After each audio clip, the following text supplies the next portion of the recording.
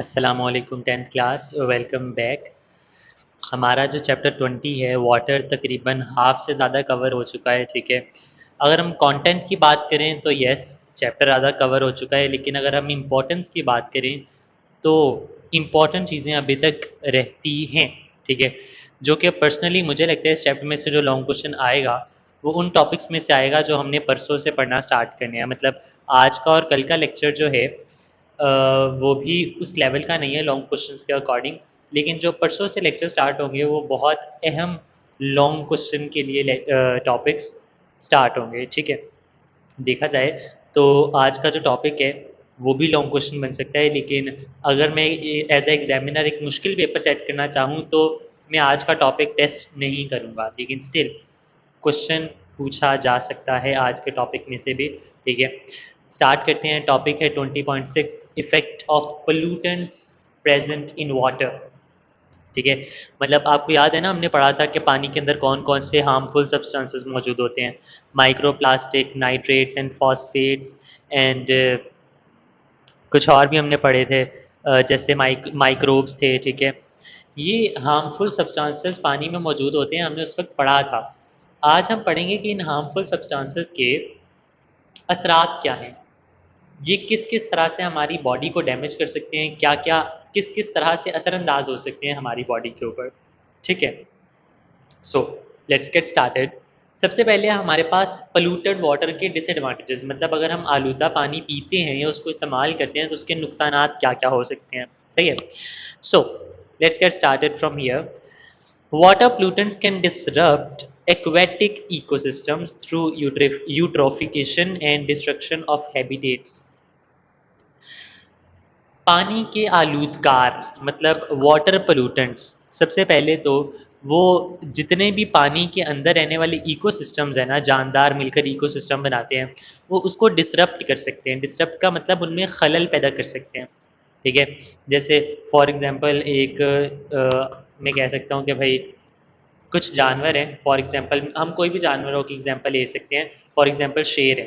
ठीक है, शेर जो है वो कई सालों से जो है वो पैदा हो रहे हैं, पलते हैं, बढ़ते हैं, बूढ़े होते हैं, मरते हैं, और फिर इसी तरह से जो है ना सर्कल चलता रहता है। उन्हीं में से नए शेर पैदा होते हैं, उसी में से नए शेर, फिर वो मरते हैं, नए पैदा होते हैं, एक साइकिल चलता जा रहा है। ठीक है, ये इनका एक इकोसिस्टम बन गया। सही है, अब फर्ज करो समंदर के अंदर आ जाता है सैलाब, बाढ़।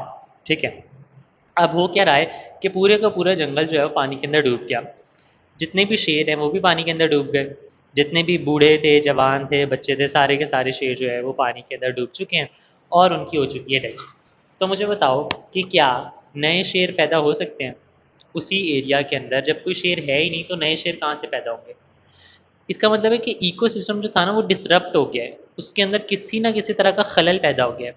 अब सोचो, अब अगर शेर ख़त्म हो गए हैं तो एक चीज़ कम हो गई है तो दूसरी चीज़ बहुत ज़्यादा बढ़ जाएगी। उस एरिया के अंदर हिरन की तादाद बहुत ज़्यादा बढ़ जाएगी।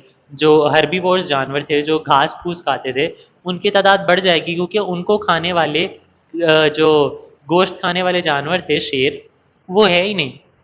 तो इससे होता क्या है कि इकोसिस्टम के अंदर थोड़ा सा खलल पैदा हो जाता है। एक चीज़ बढ़ गई, दूसरी चीज़ कम हो गई। तो नेचर का कानून है कि वो हर एक चीज़ में बैलेंस रखता है। ठीक है, कुदरत ने हर एक चीज़ के लिए बैलेंस रखा हुआ है। अल्लाह ताला ने कुरान में भी कहा है कि हमने हर चीज़ को जोड़े में पैदा किया। ठीक है, ईच एंड एवरीथिंग, सही है, ये सिर्फ मेल और फीमेल की बात नहीं है। Each and everything has been created in pairs by Allah. Okay, so हम यहाँ पर थे कि इकोसिस्टम डिस्टर्ब हो जाते हैं पानी की आलूदगी की वजह से। कैसे हो जाते हैं? Through eutrophication. आपको याद है ना यूट्रोफिकेशन का प्रोसेस, जिसके अंदर जो है वो पौधे बहुत ज़्यादा मिकदार में ग्रो करने लगते हैं, और ग्रो करने की वजह से जो ऑक्सीजन मछलियों के हिस्से में आनी होती है वो भी वो खुद कंज्यूम कर लेते हैं, जिसकी वजह से मछलियाँ मरना स्टार्ट हो जाती हैं। डिस्ट्रक्शन ऑफ हैबिटेट्स, मस्कन का तबाह होना। हैबिटेट कहते हैं रहने की जगह। ठीक है, अब फॉर एग्जांपल मछलियों के लिए रहने की जगह जो है वो पानी है, समंदर के नीचे, नदी के नीचे या दरिया के नीचे है। अब अगर वहाँ तक ऑक्सीजन नहीं पहुँच पा रही, सूरज की रोशनी नहीं पहुँच पा रही, तो उनके रहने की जगह तो तबाह हो गई। राइट, तो पानी के आलूदकार ये काम करते हैं। Polluted water can also lower crop yield and contaminate food sources. अब आप फर्ज करो कि किसान है, उसने अपनी फसल को पानी तो देना है। अगर वो पानी जो उसने अपनी फसल को देना है वो आलूदा पानी देगा तो उससे क्या होगा कि उसकी फसल की पैदावार कम होगी, और जो फसल उससे पैदा होगी चाहे सब्जियां, फल, अनाज जो भी पैदा होगा वो भी आलूदा होगा। हो सकता है कि उसके अंदर भी किसी किस्म की बीमारियां जो है वो मौजूद हों। तो ये था हमारे पास पोल्यूटेड वाटर के डिसएडवांटेजेस, मतलब के नुकसानात। सही है। अब हमने वो देखना है चीज़ें कि हम इन असरात को किस तरह से कम कर सकते हैं। Negative effects due to water pollution can be controlled by taking a number of such steps. ठीक है। ये जो नेगेटिव इफेक्ट्स हमने अभी अभी पढ़े हैं ना, कि हैबिटेट जो है वो डिस्टर्ब हो सकता है, इकोसिस्टम डिस्टर्ब हो सकता है, फसल की मिकदार कम हो सकती है, इनको हम कम कर सकते हैं कैसे। अब मैं इसकी बात कर रहा था कि ये पोटेंशियल लॉन्ग क्वेश्चन आ सकता है 5 नंबर के लिए। एग्जामिनर कह सकते हैं कि मुझे 5 तरीके बताओ जिससे आलूदा पानी से होने वाले नुकसान को कम किया जा सकता है। इस तरह के क्वेश्चंस ने एग्जामिनर के फेवरेट बड़े होते हैं क्योंकि वो 5 वो उसने तरीके मांगने हैं और हर तरीके का एक एक नंबर, तो उसके लिए नंबर एलोकेट करना बहुत ईजी हो जाता है। तो इस तरह के जितने भी पॉइंट्स वाली चीज़ें होती है ना, एग्जामिनर पूछते ही पूछता है। ठीक है। लॉन्ग नहीं पूछेगा तो शॉर्ट पूछ लेगा। अगर शॉर्ट क्वेश्चन आएगा तो आपने 2 चीज़ें लिखनी है, लॉन्ग आएगा तो आपने 5 लिखनी है, टोटल 6 हैं। ठीक है। सारी की सारी याद कर लेने, एक आधी अगर भूल भी जाएगा तो सॉर्ट हो जाएगा। स्टार्ट करते हैं। सबसे पहले sewerage and industrial waste water should be treated before it is discharge into water bodies. Water bodies, इसको अंडरलाइन करके ना आगे लिख लो, वाटर बॉडीज के आगे रिवर्स, लेक्स, कैनाल्स। ठीक है। नहर, नदी, दरिया, ठीक है, इवन समंदर, इनको वाटर बॉडीज कहते हैं। देखो जो भी पानी निकलता है ना फैक्ट्रियों के अंदर से, इंडस्ट्रीज के अंदर से, ठीक है, या जो हमारे सीवरेज का पानी होता है, गटर वगैरह एंड ऑल दैट, तो अभी हम क्या कर रहे हैं, डायरेक्टली उस पानी को समंदरों के अंदर, दरियाओं के अंदर फेंकी जा रहे हैं, अभी हम ये कर रहे हैं। ठीक है। लेकिन होना ऐसा चाहिए कि उस पानी को समंदर में या दरिया में फेंकने से पहले हमें उसको क्लीन करना चाहिए। देखो, शुड बी ट्रीटेड, आपको डायरेक्ट इंडस्ट्री का पानी जो है वो दरियाओं में नहीं फेंकना चाहिए, हमें उसको पहले ट्रीट करना चाहिए, मतलब उसमें से तमाम जो डेंजरस मटेरियल्स हैं उनको निकाल लेना चाहिए, जितने भी हार्मफुल सब्सटेंसेस हैं जो क्या है मछलियों को नुकसान पहुंचा सकते हैं, इंसानों के लिए खतरनाक साबित हो सकते हैं, उन सबको निकाल कर फिर उस पानी को, लिक्विड को उस पानी के अंदर मिक्स करना चाहिए। फजूल में सारा कुछ जो है वो दरियाओं के अंदर फेंक नहीं देना चाहिए। सही है। दूसरा तरीका, plastic must reused or recycled to minimize their production। reused, recycle, plastic, एक तो अगर आपने कोई थैला वगैरह कुछ भी प्लास्टिक का ले लिया है तो उसको एक दफ़ा नहीं इस्तेमाल करें, ज़्यादा से ज़्यादा दफ़ा इस्तेमाल करें ताकि आलूदगी कम हो।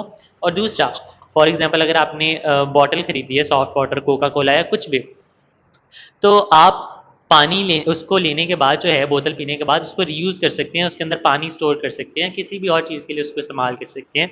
लेकिन अगर आप नहीं करना चाहते तो उसको रिसाइकिल कर सकते हैं, वही प्लास्टिक की बॉटल जो है वो किसी और चीज़ में कन्वर्ट हो जाएगी, इससे भी आपकी पोल्यूशन जो है वो कम होती है। केमिकल क्लीनर्स, फैट्स और oils and grease should never be thrown down the drain. Chemical cleaners, अक्सर रेस्टोरेंट्स के अंदर ना जब वो जो तवे होते हैं जिसके ऊपर खाना बन रहा होता है रोज़, वो काला हो जाता है। उस उस उस कालेपन को ख़त्म करने के लिए ना ऊपर केमिकल्स डाले जाते हैं और उसको क्लीन किया जाता है बहुत अच्छे से, और फिर उसी पानी को फेंक दिया जाता है सीवरेज सिस्टम के अंदर, और फिर वो सीवरेज सिस्टम सारा दरियाओं वगैरह के अंदर जाता है। तो वो कह रहे हैं ऐसी कोई भी चीज़ जैसे केमिकल क्लीनर्स हैं या ऑयली चीज़ें हैं, कोई भी ऑयल वगैरह है या ग्रीस है, ग्रीस किसको बोलते हैं, जिस तरह ये भी एक जो है वो एक किस्म का लुब्रिकेशन टूल है। आप बोल सकते हो दो मेटल की चीज़ों के दरमियान जब फ्रिक्शन बहुत ज़्यादा हो जाती है तो उसको कम करने के लिए हम ग्रीस इस्तेमाल करते हैं। इट्स जस्ट लाइक ऑयल, जिस तरह से हम अपने घरों के दरवाज़ों को जो है कुंडियों को ऑयल लगाते हैं ना ताकि वो स्मूथली खुले और स्मूथली बंद हो, ग्रीस भी उसी तरह का काम करती है। ठीक है। तो इस तरह के जितने भी लिक्विड्स हैं ना, हम उन्हें डायरेक्ट ड्रेन ड्रेन नहीं कर देना चाहिए, ड्रेन मतलब गटरों में नहीं फेंक देना चाहिए। Minimise the use of pesticides and fertilisers in agriculture. देखो, पेस्टिसाइड्स वो केमिकल होते हैं जो हमारी फसलों को कीड़े मकोड़ों से बचाते हैं, और फर्टिलाइजर्स वो होते हैं जो कि हमारी खुराक को न्यूट्रिएंट्स प्रोवाइड करते हैं। ठीक है। मतलब मिट्टी के अंदर हम बार बार फसल उगाते जा रहे हैं, उसके अंदर जो न्यूट्रिएंट्स है वो तो ख़त्म होने ही होने हैं ना, तो उसको ख़त्म ना होने देने के लिए हम फर्टिलाइज़र्स इस्तेमाल करते हैं। तो अगर हम चाहते हैं कि पानी की पोल्यूशन कम हो तो हमें पेस्टिसाइड्स भी कम करने पड़ेंगे और फर्टिलाइज़र्स भी कम करने पड़ेंगे। सही है। जाग रहे हो ना, मुश्किल तो नहीं हो रही चीज़ें, राइट। ठीक है। General public should be made aware of the harmful effects of water pollution through public campaigns. This is the most important point. वो कह रहे हैं कि अवाम को जो है वो शऊर देना चाहिए कि वो ये जो भी काम कर रहे हैं उसका क्या असर पड़ रहा है कम्युनिटी के ऊपर, किस तरह से वो आलूदगी फैला रहे हैं, उनको आगाह करना चाहिए बाय पब्लिक कैंपेन्स। मतलब एड्स चलाने चाहिए मोबाइल पर, टीवी के ऊपर, ठीक है, बैनर्स लगाने चाहिए जगह जगह के ऊपर, ठीक है, ताकि लोगों के अंदर शाऊर आए, आगाही आए कि हमने इस चीज़ का इस्तेमाल कम करना है या अगर करना भी है तो किस तरह से करना है, उनको शाऊर दिया जाए। ठीक है। implement and enforce laws for the strict control of all types of water pollution। ठीक है। वो कह रहे हैं कुछ ऐसे कवानीन बनाए जाएं और बनाने के बाद लागू भी किए जाएं, सख्त कवानीन, ताकि पानी की पोल्यूशन को कम से कम किया जा सके। मतलब अगर पाकिस्तान में कानून बन जाता है कि भाई जो भी फैक्ट्री लगाएगा, इंडस्ट्री लगाएगा, वो अपना पानी जो है वो फिल्टर करके उसको ट्रीट करके पूरे का पूरा फिर फेंकेगा गटर के अंदर, अदरवाइज वो ऐसे नहीं फेंक सकता। डायरेक्ट केमिकल्स जो हैं वो गटरों में जा रहे हैं, ऐसा नहीं होना चाहिए। कानून बन गया। अब गवर्नमेंट ऑफ पाकिस्तान ये कहती है कि भाई जो भी ऐसा करेगा उसको हैवी फाइन लगाएंगे हम, ठीक है, और वो ऐसा करें भी तो क्या होगा, इंडस्ट्रीज जो है वो ऐसा करना बंद कर देंगी और वो पानी को ट्रीट करके जो है वो गटरों के अंदर फेंकेगी। सॉरी। तो जब भी वो ऐसा करेंगी तो उससे वाटर पोल्यूशन क्या हो जाएगा, कम हो जाएगा। तो अब हमारे पास 6 जो हैं वो मेथड्स बताए गए। ठीक है। सबसे पहला मेथड तो ये था कि सीवरेज और इंडस्ट्रियल वाटर को ट्रीट करके फेंका जाना चाहिए। दूसरा था कि प्लास्टिक के इस्तेमाल को कम से कम करना चाहिए और बार बार इस्तेमाल करना चाहिए। उसके बाद हमारे पास था कि केमिकल क्लीनर्स और फैट्स, ऑयल और ग्रीस वगैरह को डायरेक्टली गटरों के अंदर नहीं फेंकना चाहिए। सही है। पेस्टिसाइड्स और फर्टिलाइजर्स का इस्तेमाल कम से कम होना चाहिए। जो आवाम है, हमारी पब्लिक है, उसको शऊर देना चाहिए कि किस तरह से चीज़ें इस्तेमाल करनी है और इसके क्या क्या नुकसानात हैं। और लास्ट पे ऐसे कवानीन बनाए और लागू करने चाहिए जो जिससे पानी की पोल्यूशन कम से कम की जा सके। सही है। अब हमारे पास दो यहाँ पे क्विक चेक क्वेश्चंस हैं, ठीक है, ये ऑलरेडी हम कर चुके हैं। Which pollutants are harmful for aquatic life. वही हमने पढ़ा था ना कि पानी के अंदर कौन कौन से ऐसे सब्सटेंसेस होते हैं जो यूज़फुल होते हैं और कौन कौन से नुकसानदेह होते हैं। यूज़फुल के अंदर तो था डिजॉल्व ऑक्सीजन, और दूसरे वाला जो था बाकी plastic, heavy metal, sewerage and excessive nitrate and phosphates, ये है हमारे पास जो है हार्मफुल पोल्यूटेंट्स। ठीक है। How to identify if water is polluted. हमें कैसे पता चलेगा कि पानी आलूदा हो चुका है। साफ सी बात है भाई, अगर उसके अंदर कोई भी माइक्रोब है, माइक्रो प्लास्टिक्स हैं, या सीवरेज का पानी है, या नाइट्रेट्स या फॉस्फेट्स हैं, तो इसका मतलब है कि पानी आलूदा है। वही सारी चीज़ें जो ऊपर वाले क्वेश्चन के अंदर थी वही यहाँ पर भी है। पॉज करना चाहो, इनको नोट करना चाहो तो कर लो। ठीक है। 2 क्वेश्चन है, फिर हम नेक्स्ट मूव करते हैं। छोटा सा टॉपिक है हमारे पास, वाटर बॉर्न डिजीजेज, मतलब ऐसी बीमारियां जो कि पानी की वजह से पैदा होती हैं। सही है। The world health organisation WHO, world health organisation has estimated that 80% of the sickness and diseases in the world are caused by polluted water and lack of sanitation. World health organisation एक इदारा है जो पूरी दुनिया के अंदर जो है वो सेहत का प्रचार करता है। वो बताता है कि इस वक्त कौन सी बीमारी चल रही है ज़्यादा मुल्कों के अंदर, इसका इलाज क्या है, किस तरह से इससे बचा जा सकता है। मतलब वो सारी इस तरह की SOPs वगैरह जो है वो फ्राहम करता है। अब सीन ये है कि उसने कहा है कि भाई पूरी दुनिया के अंदर जितनी भी बीमारियां हैं उसका 80% बीमारियां तो सिर्फ पोल्यूटेड वाटर की वजह से होती है। ठीक है। आलूदा पानी की वजह से 80% से ज़ायद बीमारियां जो है वो मौजूद हैं, एग्जिस्ट करती हैं। Waterborne diseases include cholera, typhoid, malaria, nausea and leprosy। अब देखो मैंने इसको हाईलाइट करा हुआ है, 5 बीमारियों के नाम उसने बताए हैं कि आपको वाटरबॉर्न डिजीजेज कौन सी है। और ये क्वेश्चन पूछेगा एग्जामिनर कि write down the 4 names of waterborne diseases. पानी से पैदा होने वाली 4 बीमारियों के नाम लिखो। कॉलरा मतलब हैज़ा, टाइफाइड मतलब टाइफाइड, मलेरिया मतलब मलेरिया, नौजिया। नौजिया होता है कि ऐसी फीलिंग जिसमें आपका दिल ख़राब हो रहा होता है, आपको लग रहा होता है कि यार मुझे उल्टी आने वाली है। ठीक है। जो भी आपने खाना है आपको खाया होता है, आपको लगता है कि यार मुझे अजीब सी फीलिंग हो रही है, जैसे मुझे उल्टी आ जाएगी कुछ भी, उसको नौजिया बोलते हैं। एंड लास्ट पे लेप्रोजी। लेप्रोजी दरअसल इन्फेक्शन का नाम है। ठीक है। ये हमारी स्किन के ऊपर जो है ना इन्फेक्शन हो जाता है, लॉन्ग टर्म इन्फेक्शन। ठीक है। और बहुत सीवियर किस्म का इन्फेक्शन होता है। ठीक है। इससे जो है ना आपकी स्किन बहुत ही बुरी तरह जो है वो डैमेज होती है। मैंने अभी लेक्चर को स्टार्ट करने से पहले जो है इसको सर्च किया था और इसकी इसकी पिक्चर्स ने मुझे काफ़ी ज़्यादा डिस्टर्ब कर दिया। मैं सोच रहा था उसको पेस्ट करूँ, बट आई थॉट यूट्यूब की जो पॉलिसी है वो उसको अप्रूव नहीं करेगी। सो आई वुड रिकमेंड कि आप लोग जो है इसको सर्च करो लेप्रोजी, और इसकी इमेजेस को चेक करो, और ये आपको जो है वो एक रिमाइंडर होगा, आप अल्लाह ताला का शुक्र अदा कर सकोगे कि आपको जो है वैसी कोई भी बीमारी नहीं है। ठीक है, वैसे तो शुक्र अदा करते रहना चाहिए हमें always, but still. Next, in all, nearly 500 million people suffer from waterborne diseases every year in the world. हर साल पूरी दुनिया के अंदर तकरीबन 500 मिलियन लोग waterborne diseases का शिकार होते हैं। For example, million of person are suffering from a disease called trachoma.